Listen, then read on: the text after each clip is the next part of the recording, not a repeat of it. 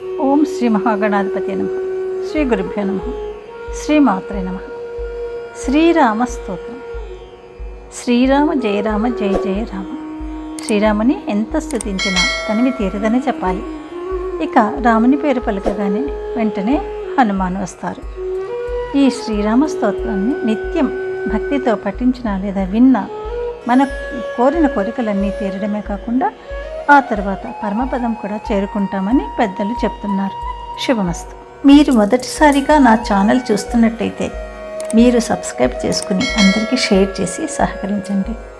నా ఛానల్లో ఆల్రెడీ వివిధ స్తోత్రాలు చేసి పెట్టాను. వాటిని విని భగవంతుని కృపకు పాత్రలు కండి. వివిధ రకాల ప్రయోజనాలను పొందండి. Thank you. శ్రీ రాఘవ స్తోత్రం. ఇంద్రనీలాచలశ్యామమిందీవరదృగ్జ్వలం ఇంద్రాదిదైవతైః సేవ్యమీడే రాఘవనందనం పాలితాఖిలదేవౌఘం పద్మగర్భం సనాతనం పీనవక్షస్థలం వందే పూర్ణం రాఘవనందనం దశగ్రీవరిపుం భద్రం దావతుల్యం సురద్విషాం దండకామునిముఖ్యానాం దత్తాభయముపాస్మహే కస్తూరీతిలకాభాసం కర్పూరనికరాకృతిం కాతరీకృతదైత్యౌఘం కలయే రఘునందనం కరదూషణహంతారం కరవీర్యభుజోజ్వలం కరకోదండహస్తం చాకస్వరూపముపాస్మహే గజవిక్రాంతగమనం గజార్తిహరతేజసం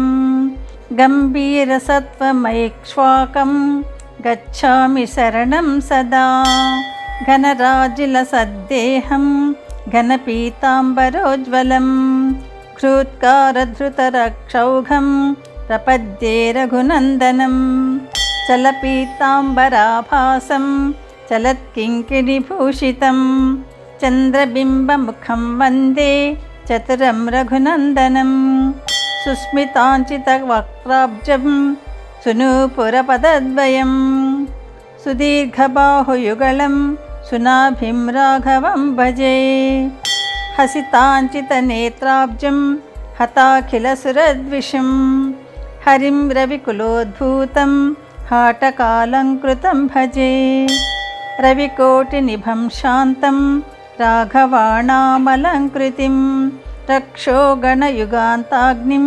రామచంద్రముపాస్మహే లక్ష్మీసమాశ్రితోరస్కం లావణ్యమధురాత్కృతిం లసదిందీవరశ్యామం లక్ష్మణాగ్రజమాశ్రయే వాలిప్రమథనాకారం వాలిసూనుసహాయినం వరపీతాంబరాభాసం వందే రాఘవభూషణం శమితాఖిలపాపౌఘం శాంత్యాదిగుణవారిధిం శతపత్రదృశం వందే శుభం దశరథాత్మజం కుందకుడ్మలదంతాభం కుంకుమాంకితవక్షసం కుసుంభవస్త్రసంవీతం పుత్రం రాఘవమాశ్రయే మల్లికామాలతీజాజి మాధవీ పుష్పశోభితం మహనీయమహం వందే మహతాం కీర్తివర్ధనం ఇదం యో రాఘవస్తోత్రం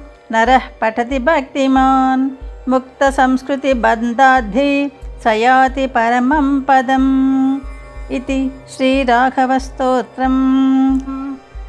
యదక్షరపదభ్రష్టం మాత్రాహీనం తు యద్భవేత్ తత్సర్వం క్షమ్యతాం దేవా నారాయణ నమోస్తుతే.